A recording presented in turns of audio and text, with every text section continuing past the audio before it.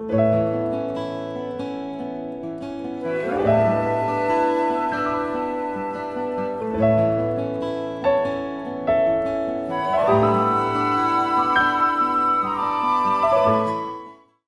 so I want to know, where did you get the passion from your artwork?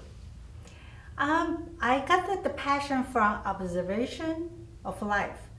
Okay, in the life, there's many things happen, or it could be your personal experience, could be from a travel, or could be look at the people's life.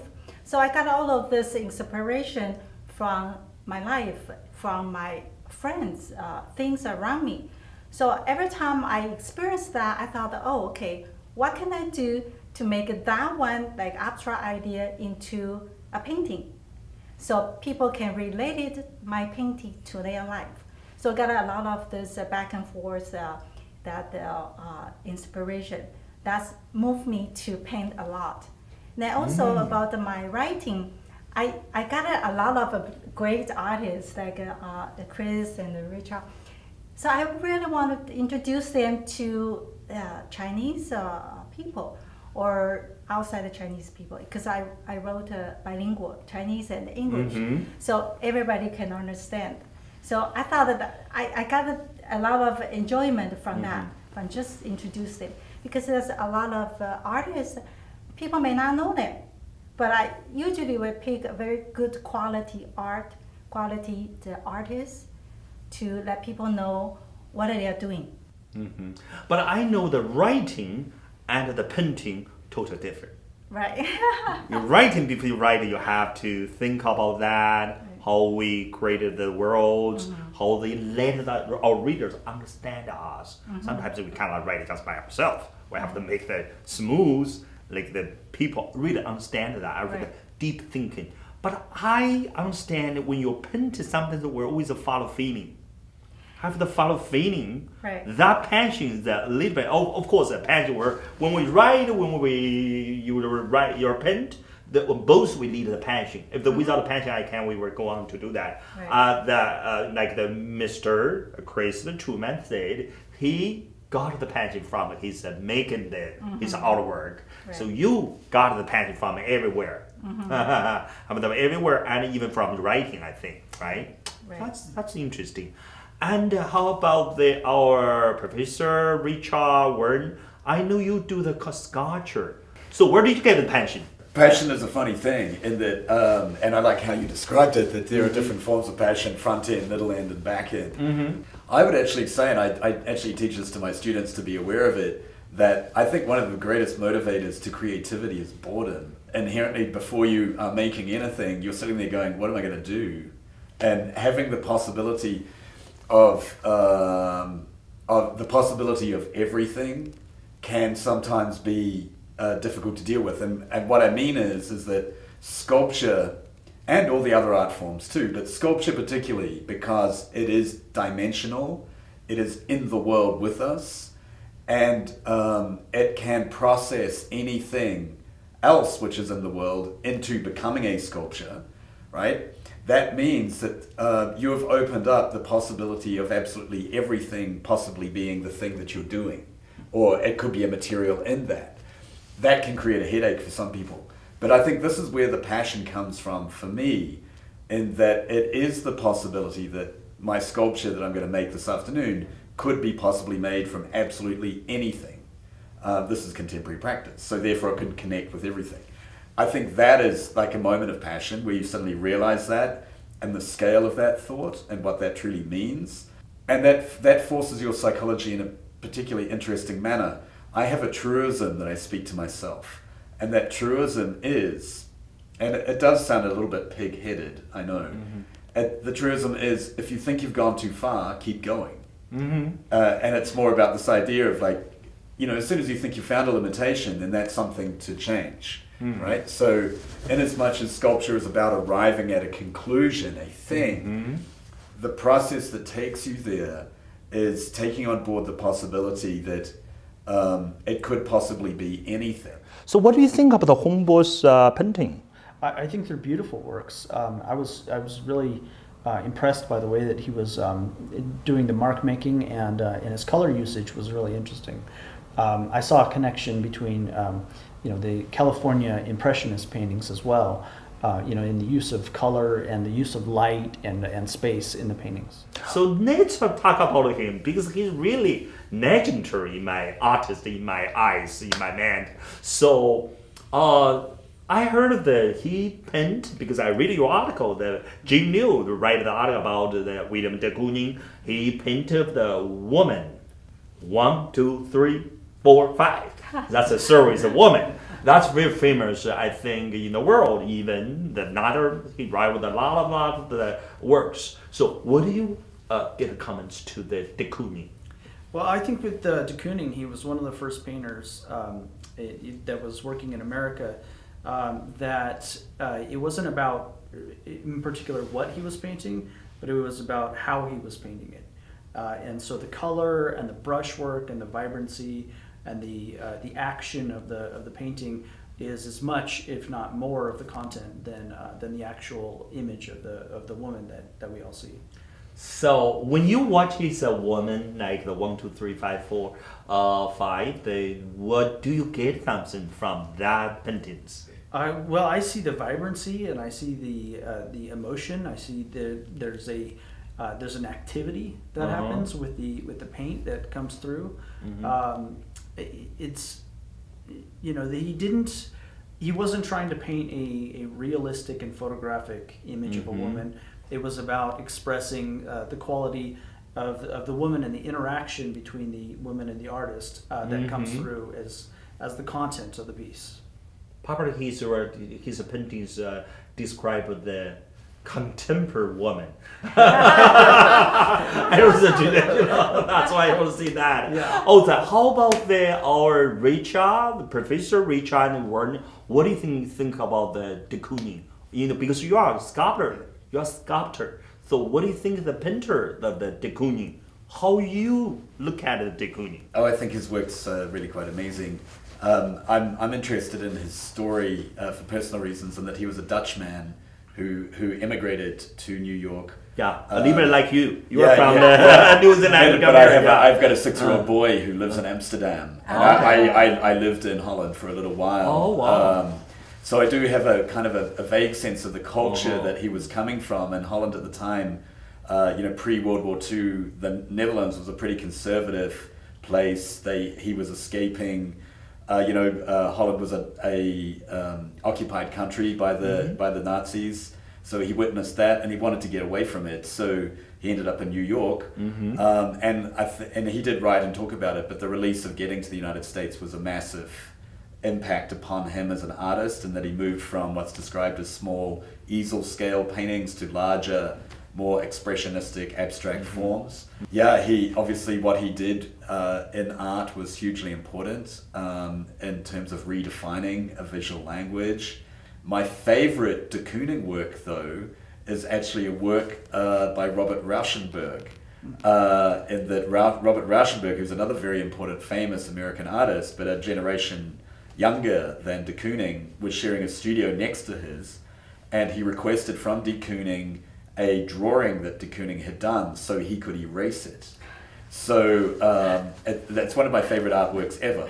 Yeah. But it involves a de Kooning work as a piece of material where the artist Robert Rauschenberg took an eraser and erased it. And this was at a time when de Kooning's works were going for pretty big sums in gallery shows. So interesting. So to do that was not only just an anarchic move, but it was also a very interesting content add-on. I felt at this notion of the erasure of a picture and then introducing a projective space of meaning. I think it's one of the best artworks that was made in the 20th century, actually. So de Kooning was kind of a bridge. De Kooning also is important because he's one of the first to actually include text, the written text in painting, and that he would use the New York Times to soak up the excess oil, and it would leave text printed into his painted surfaces. So I think he's a pretty important, not only was he a great painter, but there are a number of innovations that occurred in his work that were again going to be foretelling of the future of painting and the future of art. When you first saw de Kooning's woman, How do you feel? Okay, William de Kooning is one of the very famous artists to us, to our professional artists. When I look at the woman painting, and we're in Los Angeles, we know the Hollywood in the movie industry just right here. So we saw a lot of beautiful women, or we can say perfect figures women. So everybody just feed by those images. So when people look at women, they say, oh, the woman should be look like that. But however, what about the artists look at a woman? What do they interpret about women? So therefore, when I saw William de Kooning woman, actually, it just that influenced me about the painting and his idea. However, I want to let a lot of people know what the artist interpreted the woman. So I just describe as a woman. I'm a woman. Look at that woman, and look at the male artist paint a woman. So I thought there's something wrong. The image we have seen and the artist that painted the woman, they are very different. So why this de Kooning paint the woman like that? And I have to let people know why he did it, or at least what I feel, what I saw, the meaning of de Kooning's woman. So therefore, I wrote an article. Yeah. Talk about de Kooning's idea, or talk about what I feel as a female, as an artist, as a female artist, from the professional perspective, and also from the popular perspective.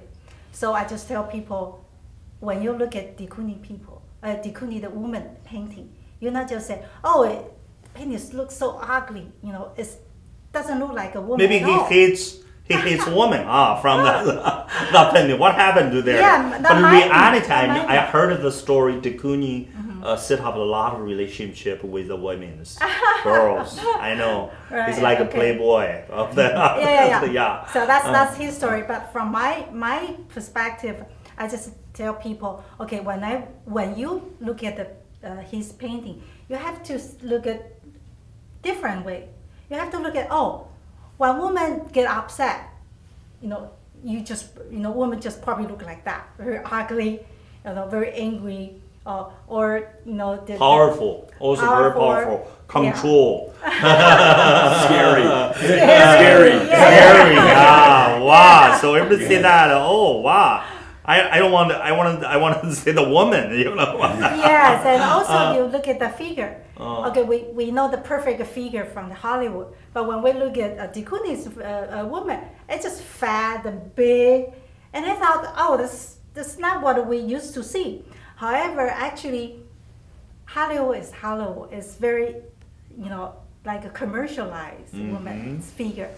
But in the daily life, you probably see women just like that.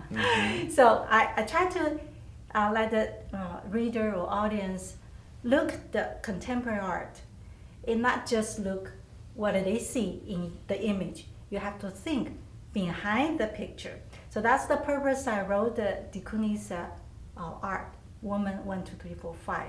That's my purpose, and that's my passion, and that's my mission. Thank you, Janelle. You are a real artist because you tell me the truth about your feeling. I appreciate it. Because you're a woman, you get very object comments about the de Kooning, the woman, and let people know more. And de Kooning is de Kooning, and how you think the objective to artist, the lead objective or not objective. So like de Kooning, I think the painting woman is very his personal feeling. Like I heard a story about the Pablo Ruiz, Picasso, when they divorced with the wife, say goodbye to his girlfriend, he always draw a painting about the bad about the woman of that, like that. Of course, the Picasso they draw a lot of the beautiful picture and the painting about the beautiful woman. That was probably his alimony payment. Yeah. Yeah. So He was probably trying to duck alimony. we're another subject of the topic is about the how do the artist to face the object. Well, I think most painting is subjective. I mean, even if it's more representational or realistically painted. In the case of Picasso or de Kooning, they're highly subjective images. But I also think as an artist that you're not in charge or you can't control the viewer's experience of your work. Mm-hmm. You can set up certain triggers or certain ideas that you think might be culturally consistent. But each viewer is going to bring their own experience to the painting, and they're going to look at it a different way. Mm-hmm. Do you agree with today the Oriental painting, like the Chinese painting, like the Western painting, they can learn each other, they can move each other? Yes. Mm-hmm. I noticed when I was in Beijing that there were commonalities. Between, even though that was the first time I had been to China, there were commonalities between the way that I was working and the way that some of the artists that were hosting us were working. And so even though we were thousands of miles away, we're working in a way that transcended language and it transcended culture. Now our audiences might be thinking different things when they see the paintings because of cultural traditions, but I do think that there was some crossover, and I think there was some nonverbal communication that was happening between us and the work that was being made. Mm-hmm. Okay, how about you, Neil? What do you think about the objective to be the artist? Right. As a contemporary artist, it's just like you tell people what do you think, what do you try to lead the audience to. It's not you have to kind of force them, so okay, this is what I want to feed you. Actually, it's different. For my art creativity, I would like to just like subjective. I want it to be, very gentle into their world. And the same thing, I wanted their gentle back to feedback to my art. Mm-hmm. So that's my take. So sculpture, I think, is being the sculptor. The sculptor, you have to sometimes do the object that match the reality, or you still create the new something. I want to ask this question: how you do think of the objectivity of art? That's a really good question, actually, and it's one that you do have to be in a conversation with at all times. It's sort of, I find that question is one that you have to be working through it all the time. I'm at a place at the moment where I believe that society and culture are in a very risky place in that we are fast losing subjectivity as a cultural norm, and that everything is becoming homogenous. Like people's responses to certain things are even and calm, and I think at times when they should not be.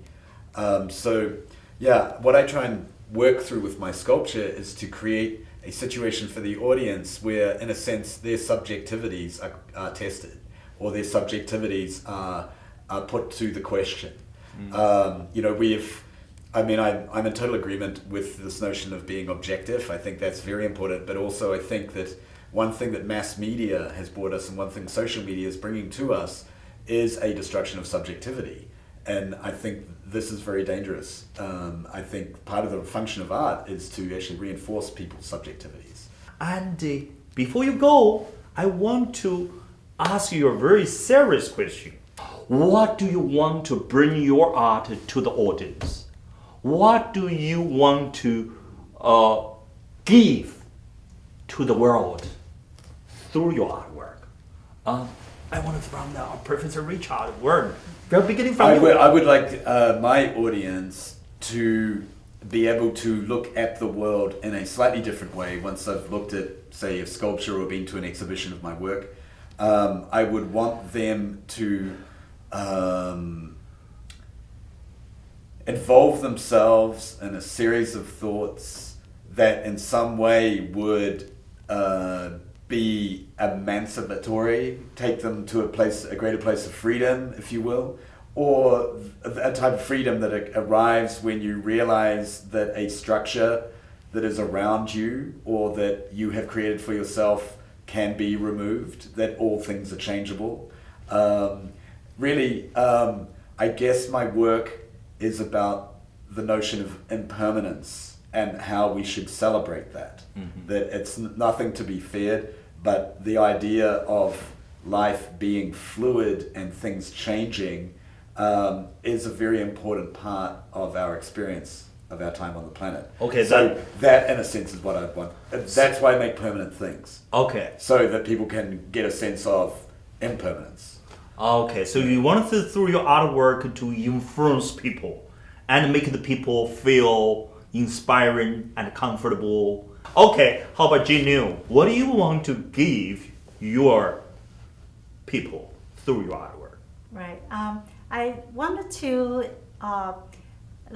make people to appreciate art. We know a lot of people like art, but they don't know. They probably don't know what's the better art or quality art. So I try to use a very gentle way to let people say, okay, I enjoy art, not just in one specific style, but could be broad, could be sculpture, could be abstract, could be realistic. That's fine, but I do want people appreciate art, and more of that, they can relate it to their painting or sculpture to their life, to improve their daily life, because we know everybody's busy here, busy there. Okay, sometimes people need to kind of step back a little bit, be quiet, be slow, and just appreciate art. So that's my mission. That's great. That's great. Okay, how about our Mr. Chris Truman?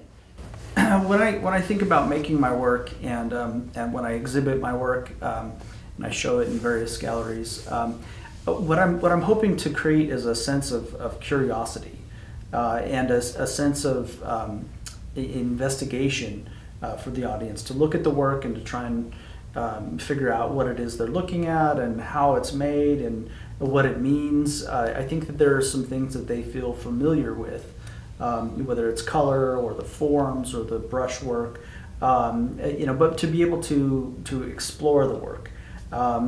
And especially in a world that's so dominated by digital culture and telephones and computers, to be able to see something in person and to have a reaction and an experience of it as an object and as a thing that's been created, I think that's a very different feel. So that's what I hope that when the viewers come to my shows or when they see the work in person, that they take time to explore it and that they take time to really look at it and to think about it. Yeah, well, I start by laying down a gestural layer, which are I'm making a lot of marks, usually with a brush, but sometimes with a squeegee, sometimes with I wear gloves and sometimes with my hands, and then I spray into it. So I'm working with acrylic paint and acrylic spray paint, and I go back and forth. So I spray around it, and then I take my squeegees and I squeegee that off. Mm-hmm. So I'm constantly putting paint on, and then I'm taking paint off. Mm-hmm. All I feel the artists want to your viewer to get the beauty, to make them in life the beautiful. So being artist, without the passion, there's no art. Without art, there's no world. So our world is full of art. We are living the world we're creating. Thank you watching this time, this Zhou Zheng Show and Beautiful Life.